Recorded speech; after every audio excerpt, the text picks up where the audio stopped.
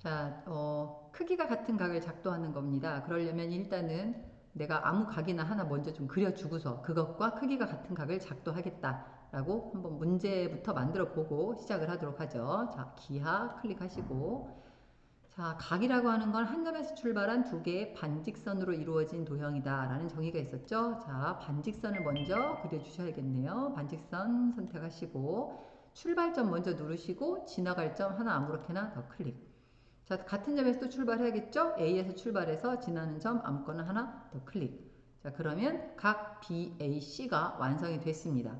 자, 이것이 몇 도인지 한번 재보려면 위에 있는 툴 중에서 요 각처럼 생긴 거 요거에서 첫 번째 각 이걸 누르시면 각의 크기를 재게 돼 있어요.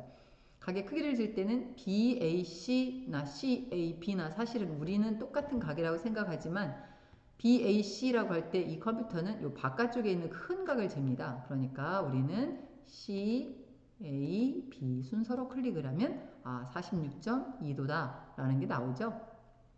자, 이것과 크기가 같은 각을 작도를 해보는 거예요. 자, 먼저 뭐 각이니까 두 개의 반직선으로 이루어졌겠죠. 그럼 반직선 두 개 중에 하나는 그냥 일단 아무렇게나 그려도 되죠.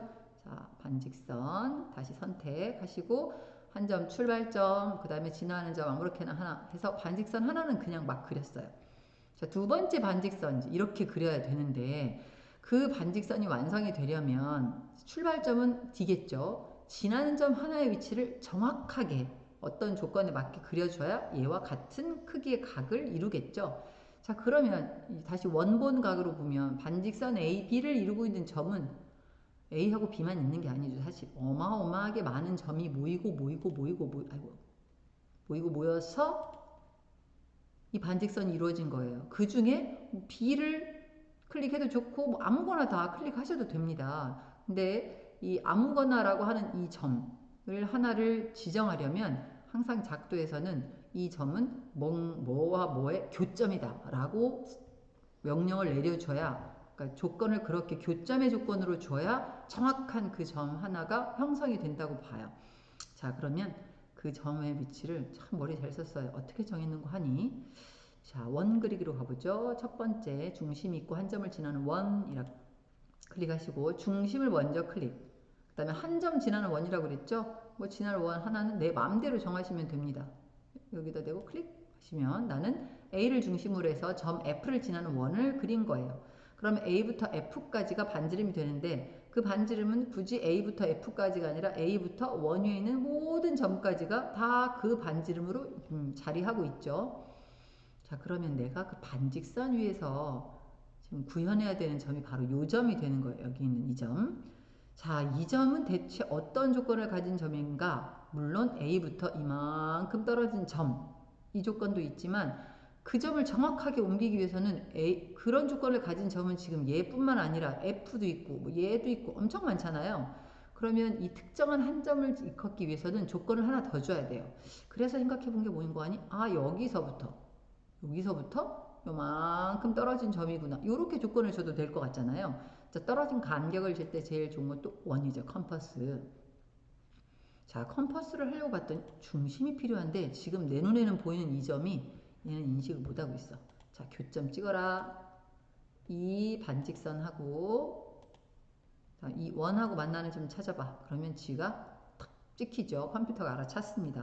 그러니까 내가 자꾸 이 교점에다 직접 대고 클릭을 하지 마시고 대상이 되는 두 개의 도형 원이랑 직선이랑 만나는 점을 찾아봐. 그러면 지가 H를 찾아요.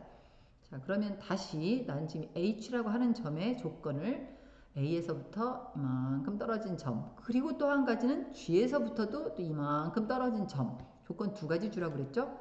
자, 중심이 있고 한 점을 지나는 원을 그리겠다.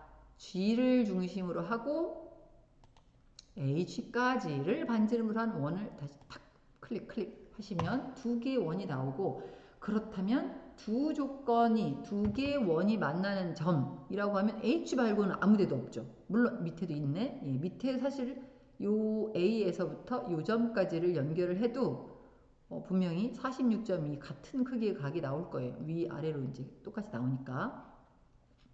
자, 두 개의 원이 만나는 점이다. 이렇게 H를 잡아줬어요. 그럼 아래에서도 똑같은 두 개의 원을 그리면 교점을 잡았을 때 H와 같은 그런 조건을 가진 교점이 생기겠구나.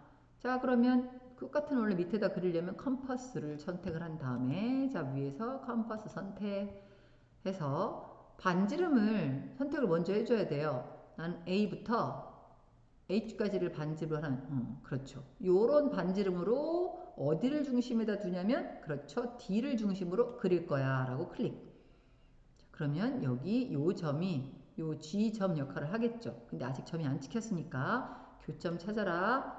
교점 클릭한 후에 원하고 이 반직선하고 만나는 점, 그렇죠. I가 찍혔네. 그러면 이제 G에서부터 H까지를 반지름으로 하는 원을 I를 중심으로 그려주면 되겠죠. 다시 컴퍼스 잡고 G 클릭, H 클릭 하면 반지름 GH가 인식이 된 거예요. 그거를 중심 I에다 두고 클릭하면 위와 똑같은 두 개의 원이 만들어지죠. 이 두 원의 교점이 바로 내가 완성하고자 하는 반직선이 지날 점인 거예요.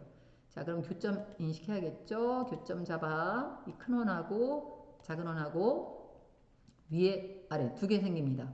그럼 내가 반직선을 완성을 하고자 할 때, 자, 위에서 다시 반직선 그릴 거다라고 명령하고 D와 J를 연결을 해도 각이 생기면서 이 각은 아마 46.2도가 나올 거예요.